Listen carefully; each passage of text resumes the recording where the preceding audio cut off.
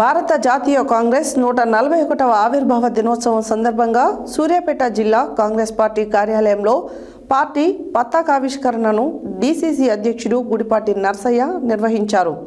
ఈ కార్యక్రమానికి ముఖ్య అతిథిగా హాజరైన వ్యవసాయ market committee chairman Koppula Venareddy పాల్గొన్నారు.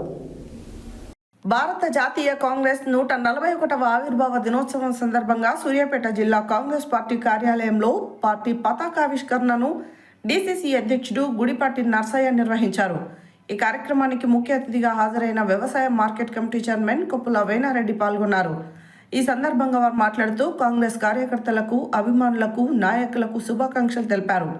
కాంగ్రెస్ అంటే ప్రజల కోసం పోరాటం, కాంగ్రెస్ అంటే అభివృద్ధి, సంక్షేమం, కాంగ్రెస్ అంటే ప్రజల భవిష్యత్ అని, దేశ స్వాతంత్రానికి పునాది వేసి సామాజిక న్యాయం, సమానత్వం, ప్రజాస్వామ్య విలువలను కాపాడుతూ దేశాన్ని ముందుకు నడిపిస్తున్న ఏకైక పార్టీ భారత జాతీయ కాంగ్రెస్ పార్టీ. 1885 డిసెంబర్ 8న ముంబైలో 72 మందితో ఏర్పడ్డ జాతీయ కాంగ్రెస్ పార్టీ నేడు దేశంలోని 140 కోట్ల ప్రజల హృదయాలను గెలుచుకుందన్నారు.